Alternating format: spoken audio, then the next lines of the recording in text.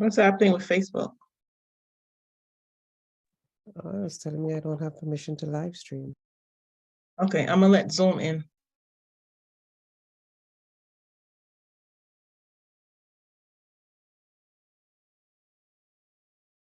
Good morning, good morning. I'm gonna give folks a minute to go ahead and join. Good morning, I'm Mbola.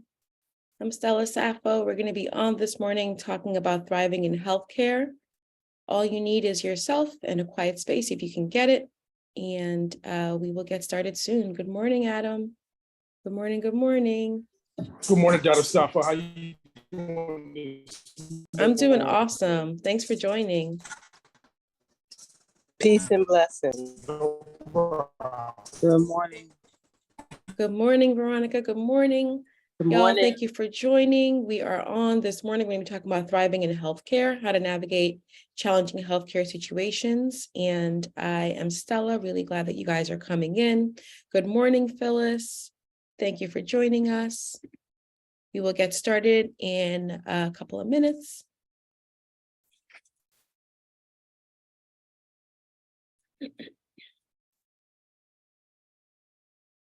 All right. Good morning, everyone. I see Zuhura, Sakia, Marilyn, Atiba. Good morning, y'all. I'm Stella. We're going to be talking about thriving in healthcare.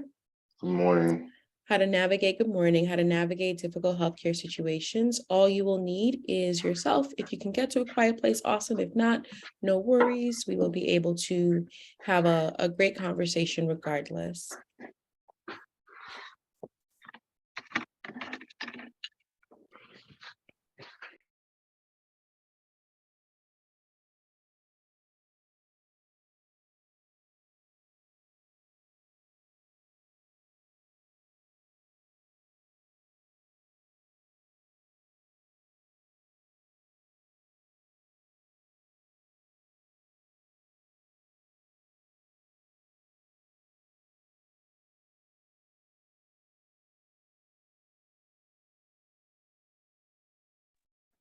Sorry, something's happening with my computer. Doesn't want me to press the play button.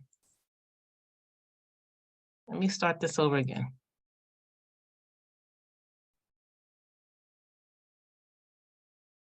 We can't start without our song, so we'll just give it a minute. What in the weirdness is going on? Oh, gosh.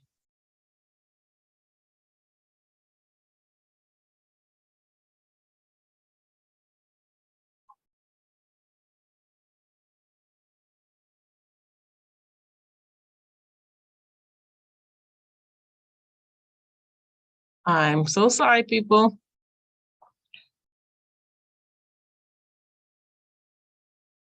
Okay. Charmaine, are you able to play the song for me? There you go. Ooh.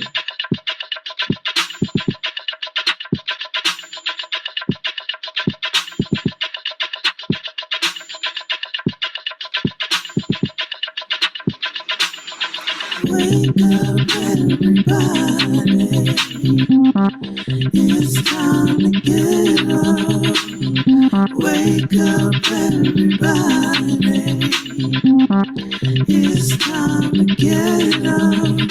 Stay woke, stay woke, stay woke. It's time to get up. Stay woke, stay woke, stay woke. It's time to get up. We're healing, we're dealing, we're growing.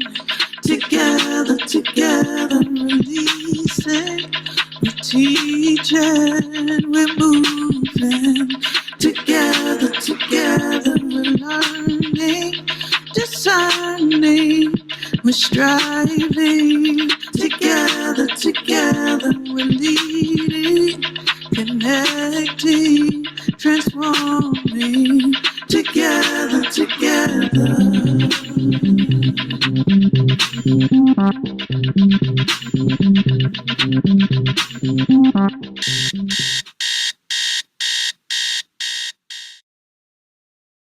Good morning, everyone. It is really a pleasure to be back here with you. If some of y'all remember, I was here about 3 weeks ago. My name is Stella Safo. I am an HIV primary care physician. I work in Mount Sinai, and I am the founder and CEO of Just Equity for Health, which thinks about how we bring in equity into the way that healthcare is designed. Next slide. It is a real pleasure to be here with you guys this morning, because when we had our conversation last time, it was really clear that we were able to set a little bit of foundation. Coach, can you, if you could pull up the slide, that would be amazing. Take your time.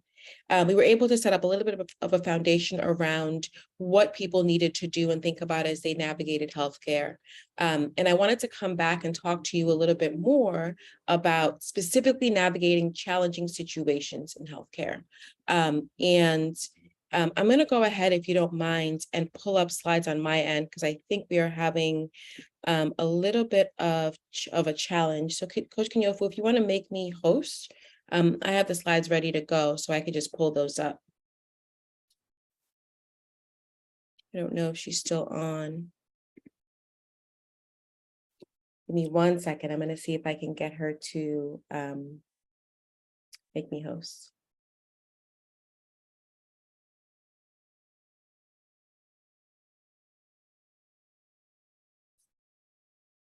Let's see. Okay, well, we'll go ahead and we'll do it without. So I have 2 questions for you guys, which is thinking, here, let me get in there. Good.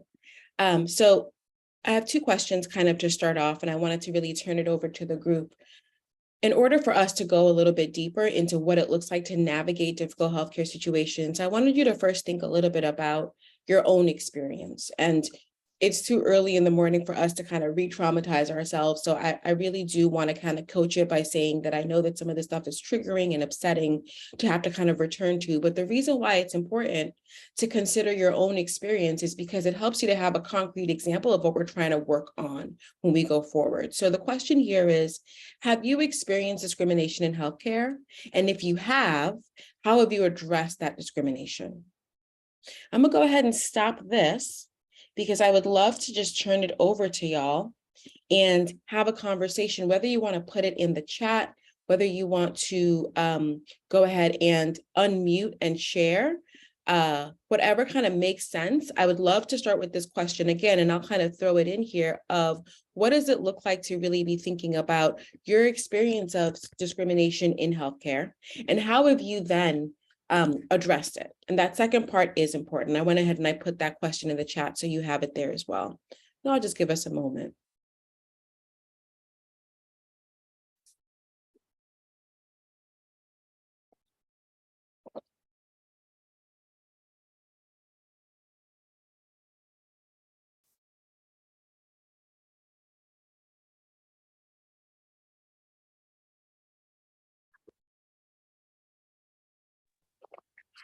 Dr. Stella, I have a question. Yeah. Just regarding this here, because usually discrimination would be really like comparison, like, so you don't get a service in comparison to someone or something else, or you don't get a service maybe that you're supposed to get, or maybe that you deserve.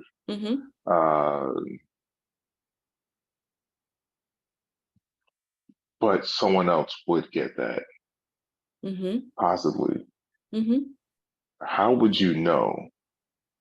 A really good example came out of COVID. Do you guys remember when COVID first started and folks were going into the emergency rooms to get diagnosed?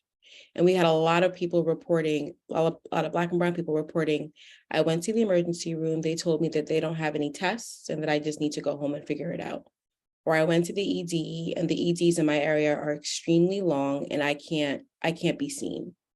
So the question that I hear you asking is like, what constitutes discrimination? And I actually want to kind of give us a little bit of a framework, which is you can have everything from a challenging situation in healthcare all the way up to discrimination. Almost think of it like a continuum.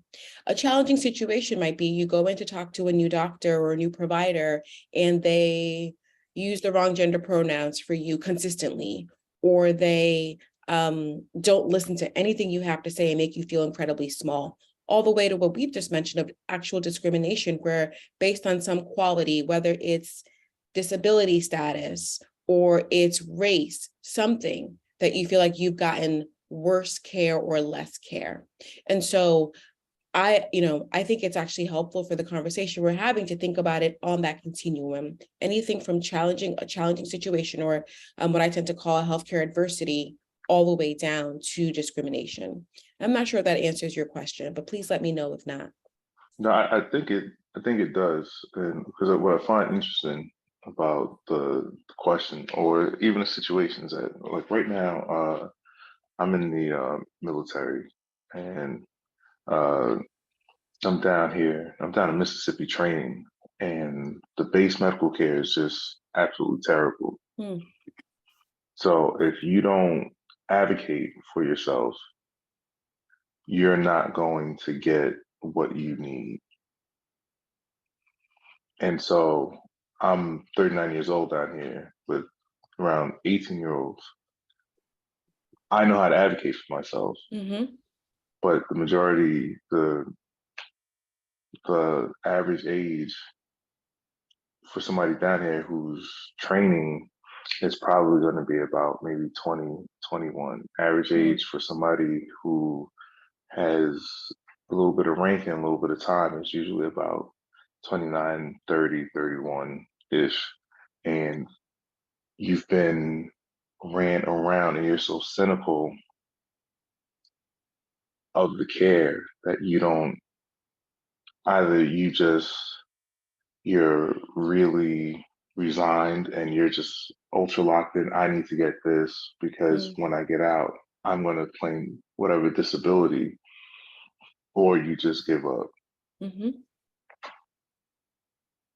Thank you for sharing that. I want to reply to problem. that, but I also want to hear others. Can you share on that continuum from a challenging situation all the way down to overt discrimination of something that you've experienced and how you dealt with it?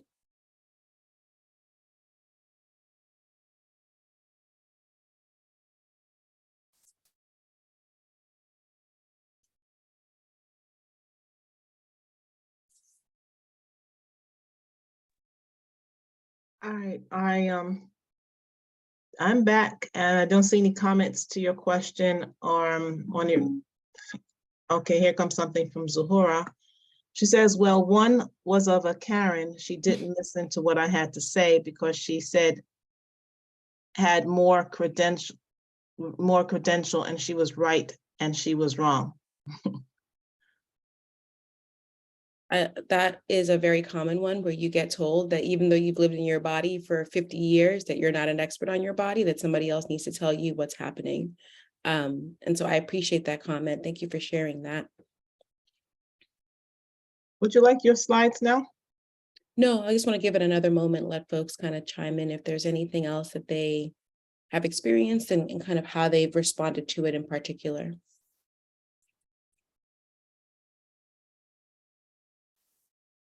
So as y'all are thinking about that, I'll go ahead and put the slides back up. We can go back to the slides that have the questions.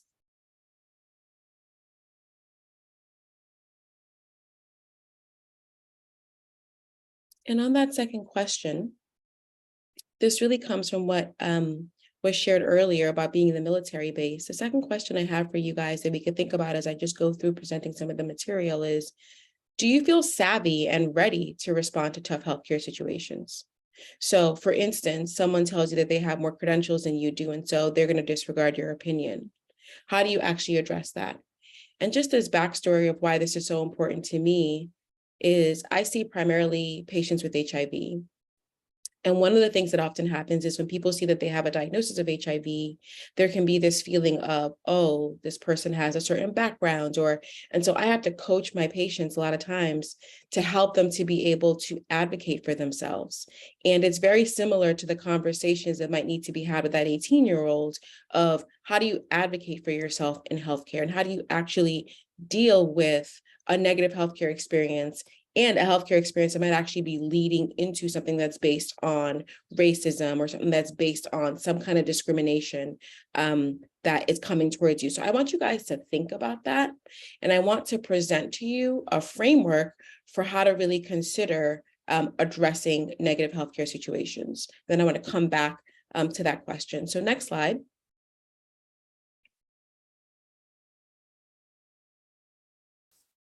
So when we talked last time, we had kind of set up why healthcare is really challenging right now. So why is it hard if you don't have a primary care doctor? Why is it hard to find a primary care doctor or some specialists? And why is it that right now healthcare feels particularly challenging to utilize? And it's because people are leaving. Doctors and nurses and others are like, COVID was a lot, we're out, we don't want to actually be in healthcare.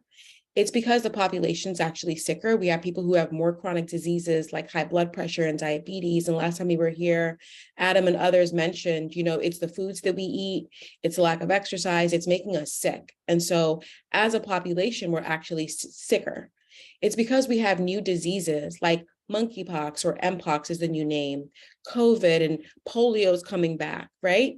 And these diseases, even if you don't get them, they challenge the healthcare system because now the healthcare system has to be ready to take on Ebola patients if they come in, right? And so the healthcare system that already had limited amount of providers may not have the space and time to take care of people. And who's going to probably not get that care, right? So it makes you have to really think about it.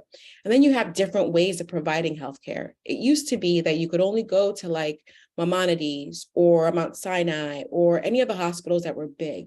Now, Amazon's getting into healthcare. Google's getting into healthcare. What does that mean in terms of the quality of healthcare, but also what does it mean in terms of who's going to have access? Do you need a smartphone to be able to go see your doctor? There's like real questions that are coming up. So when you are in healthcare, and if we can go to the next slide, when you're in healthcare and you've experienced something challenging, and we didn't really get to share a lot about people's experiences, but hopefully you've thought of one for yourself. This is a framework that I ask people to utilize to be able to kind of keep themselves safe.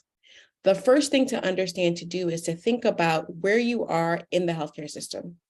So in the healthcare system, if you're in a clinic, you have to understand who is in the clinic with you. And I actually just need that slide because I will need to be able to just show you the clinic ecosystem, but who's in the clinic with you? And so when you go to a clinic, you have the nursing staff, you have the doctors, you have the front desk staff. So the nursing staff answers up to the nurse. It answers up to the nurse manager. The physician staff answers up to the medical director. And then the front desk staff answers up to usually the practice manager. The reason why I'm telling you this is because I have seen it happen so often where you go to a clinic, someone acts really crazy to you, rude to you, and then you don't know what to do. Who am I supposed to talk to? One of the easiest ways to get whatever's happened to kind of be addressed is to actually go ahead and know who it is that would actually take that up. So for instance, if it's going to be, if you had a problem with the nursing staff, you want to actually go directly to the nursing supervisor.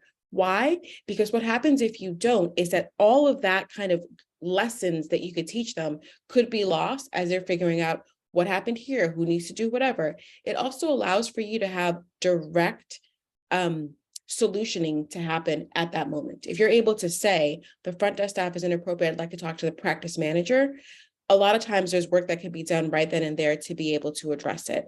I'm just going to check in just to see if we can share the slides again. And it looks like we're having just a minute, but as we're kind of getting that up, there's a whole long series of steps that I just want to talk to you guys about what it looks like to then navigate actual discrimination. What does it look like to navigate discrimination in healthcare?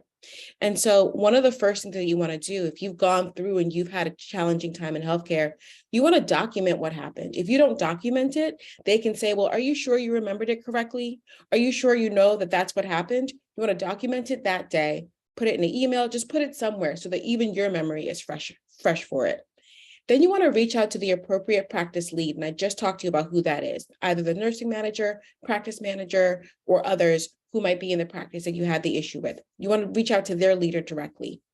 If you don't hear a response that is appropriate for what you're discussing. You want to escalate it, and you want to escalate it to the hospital's central reporting system or the clinic's central reporting system.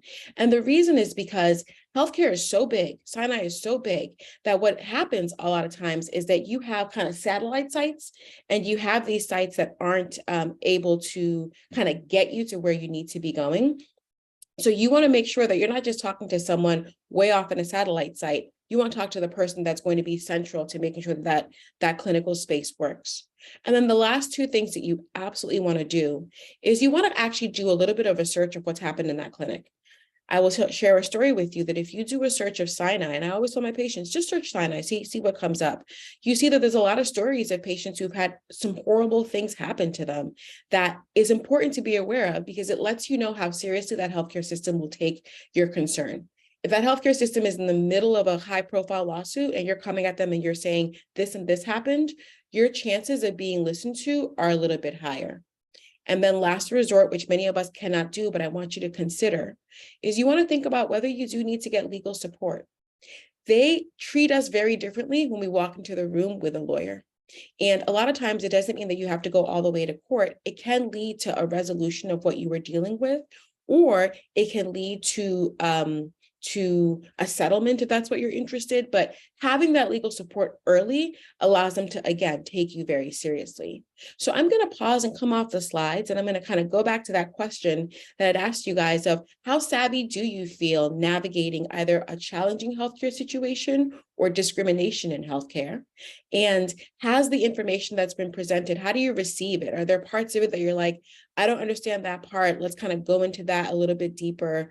I want to kind of open it up now that you've had the material presented to say, like, what's helpful for you as you receive this, to think about how to really keep yourself and your loved ones safe in healthcare.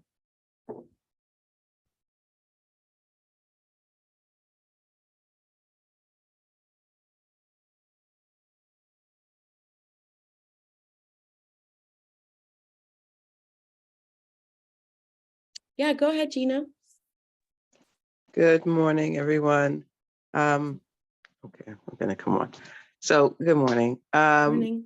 I came on a little late, but the information that you just gave us about the structure of the healthcare system, like who's in charge of the nurses, who's in charge of the front desk, that's really empowering for me. Thank you for sharing that, because I can't really say that I've ever even tried to make any sort of complaint about anything. And I haven't had terrible things, thank God, but I have had some strange experiences, especially when I was younger. And I really just walked out of the place dazed and just like, wow, can they talk to you like that? Can they do that to you? And just suck it up and just keep moving. So thank you, because that really gives us a place to start, when things, because, a lot of times things happen. So thank you very much for that information. Thank you. Thank I'm you for that complete. feedback. That's very helpful. That's Sure. really helpful to hear. Thank you.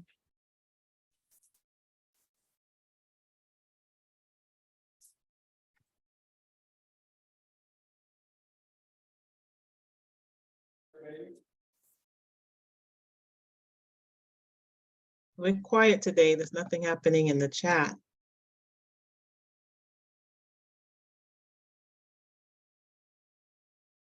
So I'm just curious, is this like a topic that folks feel like they've gotten a lot about, or is it kind of one that's a little bit hard to get into because it's like, it's so layered that you kind of need to really kind of take your time into it? I do want to receive, oh, and I love this. If you don't mind, before we go to Onaji, if we can just read the comment from Jacqueline, I think that's really helpful. Sure. Jacqueline says, I feel pretty savvy. I have healthcare professionals in my family. I'm not one to take no for an answer. So I'm a formidable client, patient, advocate. I love that. I love that. And Onaji, go ahead. Oh yeah, thank you so much. It's very helpful. I'm glad this is being recorded. And I think it's our obligation for each one of us to share this video with our families and with our communities, so they would have this information and it can start a rippling effect. It seems to me that this is like the ground level of us, dealing with the question of health self-determination. If we don't start to embrace that, we'll continue to depend upon a system that has never been for us. In international human right law, there's something called devolution, and that is when a people who've had these systems, the way these systems are controlled by others against us, when people start to take that power back from that, right? So one example of that is in Scotland, where they were in a process, and they're still in a process of devolution, where now they control their health system, they control their penal system, and they include controlling their education system, right? So this concept of devolution is relevant to us because we live in a domestic colony, and until we really grasp that, we're going to be just dealing with symptoms rather than dealing with the causes. So I don't know, if you've thought about it in that way, but I would love for you to have the space maybe in the future to like speak about how do we embrace the concept of health self-determination. The National Association of National Coalition of Blacks for Reparations in America, which is called NCOBRA, back in August, we honored Dr. Mutulu Shakur.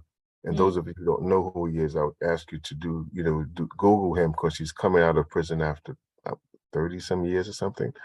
But he brought acupuncture to America, right? First to those addicted brothers and sisters in the Bronx at Lincoln Hospital, because he wanted an alternative to methadone. And I think it's that kind of thinking that's going to liberate us and start to assist us on our path of self-determination. Because until we do that, we're going to be dependent upon a system that there's, like you said, there's many things we can do for ourselves, right? What is our diet? What is our exercise? How do we come together, right, to deal with the trauma that we are all experiencing, which is called historical trauma? So thank you so very much for this talk. I can't wait I had come on a little late because somebody was calling me at the same time, but I do look forward to listening to it again and spreading it. That's my commitment to you, that you would get up this early and share this information. My commitment to you is I'm going to continue to keep on sharing this information. So I would like to say thank you so very much. I appreciate that. And I really like this idea that you have of this is the foundation, this is the ground. This is part of a larger movement. And, I always think about how in healthcare, we wouldn't need to have this conversation if these systems were built for us, if these systems were fair, if these systems were honest, if these systems were open, and if these systems were not inherently discriminatory and racist, right? We wouldn't even need to tell you how to be savvy in healthcare. You could just use healthcare and be fine. And so there is, and I like the word commitment. There is a commitment that I have as part of the work that I do to think about how we change the systems. And as we're changing the systems, it's important though to recognize that individual people are going through these systems and are suffering in some cases from these systems. And so it becomes important for us to do both, to both think about changing the systems and think about how we are organizing ourselves within these systems that are oppressive. And so it is wonderful to hear that you will be sharing it, because I think the more we know, the kind of more savvy we're able to be. And, when Jacqueline was saying, I feel savvy, I have healthcare professionals in my family, that is like the ideal, just in terms of feeling like you're able to navigate, a challenging situation. Many people don't have that. And so my commitment is to make sure that there is a lot that we can do to kind of empower people and get them to a place where anything that comes at them, they feel like I will do this, this, and this. And if I can't, then I'm going to tap into this person and I'm going to ask this person for help so that we can, really have that health determination, self-determination as you've described. I'm going to open it up to, I go ahead. would recommend the place to start is making sure that our women who are pregnant live, that they have their baby and they live. And everybody, I'm sure, knows the film Aftershock, but I think everyone, we should start there and share that film with your family on Hulu. So when our young women, or whatever age women, get pregnant, that they know what things to like look for. Because some of our women, like I'm a doula, right? And some of the women I talk to, they don't want to have a home birth because they are so addicted to the health system that they think that that's the only way you can have a baby. But we have to, those who choose to use the hospital as a birthing center, right? Let them know about these dangers, because so many of our people just don't know. Mhm. And we have to let our families and let our women know, well, okay, if you're going to deal with the hospital, know that one, they like to do a cesarean. They get paid more money. Number one, it's a shorter process, so it doesn't take up their time. Hmm. And that's where many of the deaths are coming from. They're coming from the cesarean births. So why do we feel that we have to have a surgeon? You know, one of the doctors in the film said, "Well, if you're in a room with a room full of surgeons, what do you think is going to happen?" Right? If everything is a nail, everything is a nail. Then you have a hammer, everything becomes a nail, right? If Mhm. you're a surgeon, every solution becomes, well, a surgical solution. So only when we stop these our people feeling they have to have um, a cesarean, or just being told by the doctor that that's the only thing that's available to you, right? Let them know they have these options. So we have to save our women, I mean, why do we even have to contemplate, a fourth trimester? Why do we have to even contemplate that? That's terrible. And thank you so much again for your presentation. Thank you. Just seeing another comment come in. Yes, there's two, actually, three. So one from Adam, he says, we only change the system by changing ourselves. You can't complain about the system and continue to consume harmful products like junk food, alcohol, cigarettes. Mhm.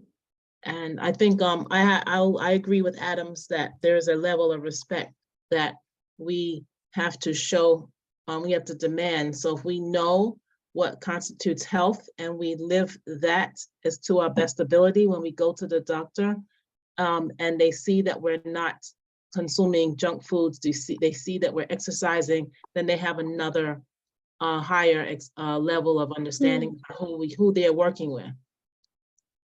Charmaine says Charmaine drops in from Facebook. Stacy says it's all they know.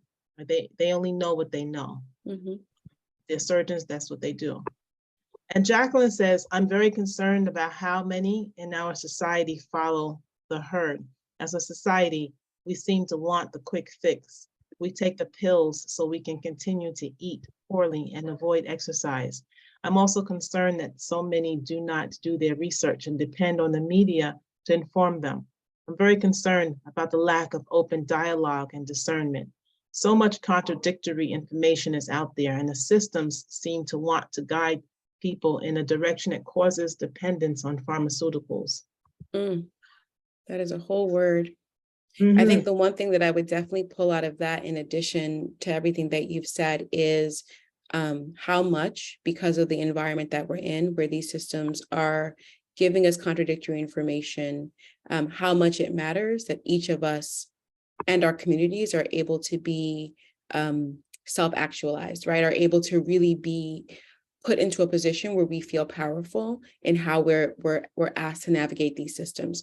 I want to say again, that's not enough, because if you're in a room with surgeons and you're sick and they're going to do surgery on you anyway, doesn't matter how savvy or whatever you are, right? Like, these systems have to change. But I think exactly because of all the elements that Jacqueline has mentioned, there is so much in there that does require us to think about how we're showing up, how we're coming, how we're being able to really present ourselves in this. Yes, and Onaje adds, this is a question of mental decolonialism. Mm-hmm. And Charmaine drops for Kaisha, who's in Facebook. I have not been discriminated against, but I have been talked to with disdain from doctors without bedside manner. I've also witnessed discrimination against people without health insurance while I was a patient in the same room. I have health insurance, so I was treated with a little more respect. I'm curious, I'm gonna add this because it just came up, like Kaisha says she wasn't discriminated against, but she was talked to with disdain. So I want to know how she knows that disdain wasn't related to some bias the doctor had.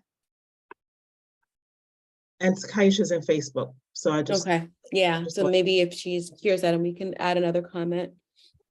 I'm also curious, I think one of the things that's always comes up when we're talking about this is our role as advocates with others. So one of the things that I often tell my patients, and I'll probably just be another 2 or 3 minutes, I know we're slightly over our time. Our role, when we are in these communities, that in our communities that we're in, our role that can be very powerful is as an advocate with a community member. So if you know that your grandma is going in, or your friend is going in, who, let's say, like has substance use disorder or something, and you just know that they're going to be treated a certain way, I definitely encourage you to say, do you want me to come with you? Do you want me to be another set of ears? One of the things that we do when someone has cancer is we actually always ask them to bring someone with them, because it's so much news and it's so intense that you can't understand everything. So your loved one actually is a person that just like takes notes and just kind of, makes sure that they have everything that you need. So similarly, I just want to encourage those of us that are on the phone, especially folks like Jacqueline and others who feel really savvy with this, how do we show up in our communities as well to help other people who may not feel as empowered to kind of take on, some of the challenges in the healthcare system as others. I think that support function is one that's really important as well. I'll open it up for final comments, and then we can kind of get into wrapping our session up. Jacqueline says you can get caught up in the shock of your condition and may not be able to think clearly. Absolutely right. Yeah, I mean, you're sick, right? Who among us, when we're sick, can navigate in the way that we necessarily want to? So I think that's a really, really good point. And Charmaine, if there's any other comments from Facebook, I'm going to open it up to this group here for any final comments or reflections.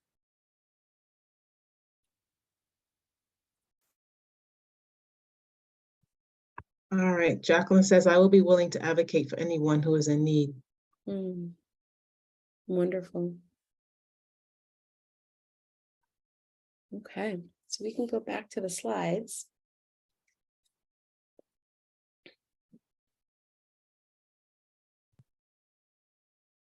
So I just included this here for from our last conversation. These are some of the tips that we had talked through.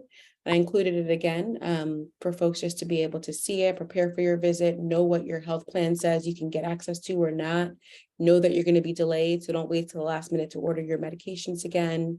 If you're a caretaker, know how to support people who are coming in for these visits, and then use your community to really be able to help you to navigate forward. Especially like we said, if you can't because you're too sick, bring someone with you who can help you. So next slide.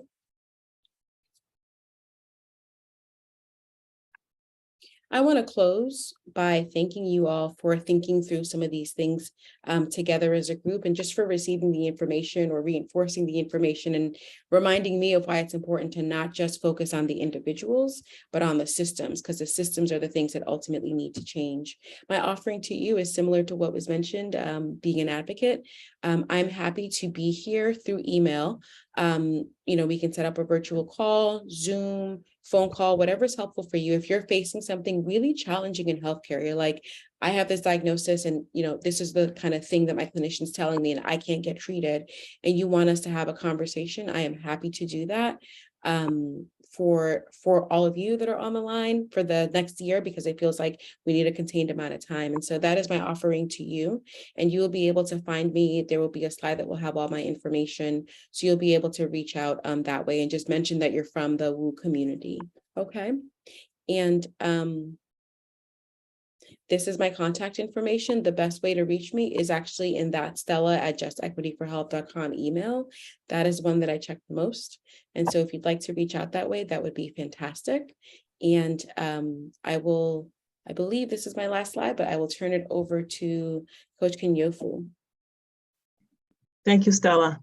So, today is Monday, so we don't have a particular love offering link for Stella, but you can join in the more global love offering and choose one of the 4 amounts. So $25, $50, $75, $100 are your options.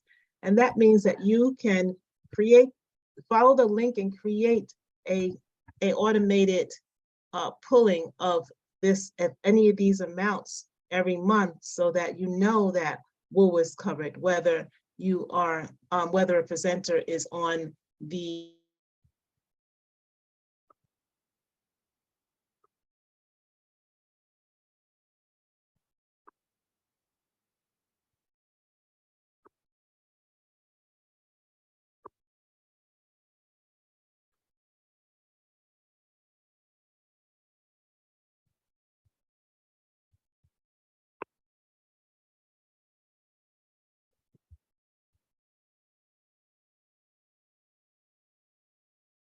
Kenyofu, we can't hear you.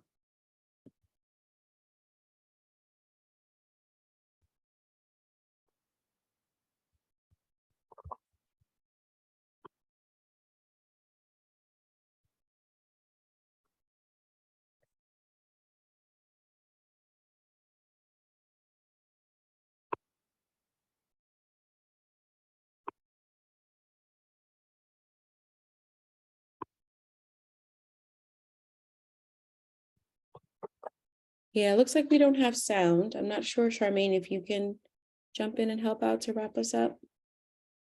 She's back. Oh, she's back. Awesome.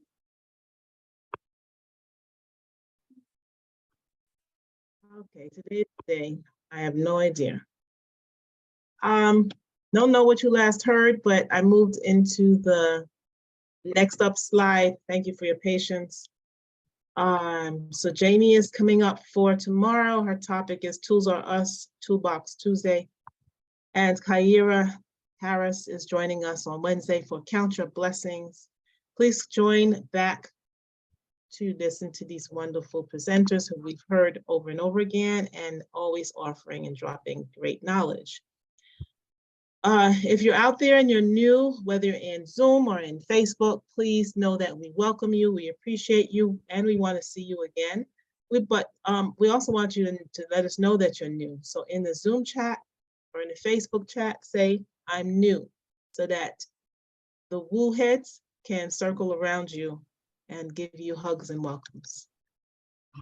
So I mentioned come back. So we are here 5 days a week, Sunday, Tuesday, and Thursday from 7 to 8:30, and Monday and Wednesday from 7 to 7:30.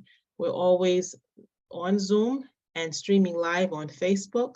And if you need some support in getting up or knowing what day WOO is happening, you can sign up for our automated text alert system. The number is 74121, put it in like a telephone number, and in the comment section, type in WOO Nation. Press send, and you will be in to receive a message every day at about 7:30-ish. I'm sorry, 6:30, yeah. And we have swag. So this is a new slide. You can see there's new things, new goodies. We have candles with different WOO sayings on them. I see transforming and growing, healing.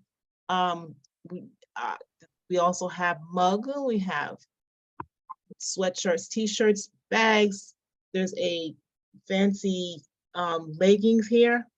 And of course, we have the other things. They're still there. Go to WOO Swag. I'm sorry, go to bit.ly/WOO Swag. bit.ly/WOO Swag and get your swag. Thank you for joining us today. Stay in touch, register every week. We have a new lineup. Go to bit.ly/Wake Up Movement and get on our mailing list. We have 2 Facebook pages. One is private, one is public. The private page is where we are streaming live now. So if you want to catch this replay and other replays, you're going to need to sign up. Go to bit.ly/WOO Community and fill out a couple of little questions, and one of us will admit you.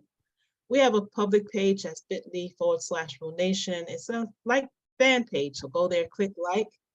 And we're also on Instagram and YouTube, and we have an email. So if you have any questions or comments, suggestions, info.wakeupseries@gmail.com is where you can go to communicate with us. So at this point, I'm going to stop my share and ask you all to unmute to give Stella a love shower appreciation for this presentation and knowledge that she's dropped and advocacy that she's creating. Thank you so much Thank for you. That was understanding and learning of the Thank you for this healthcare. subject. Thank you for your presence. Thank you for your expertise. Thank you. Thank you, Dr. Safo, for this great presentation on health care. And I just want to say, let's move forward, everybody, and continue to take care of yourself. Remember, self-care is the best care that you can give to yourself. Right.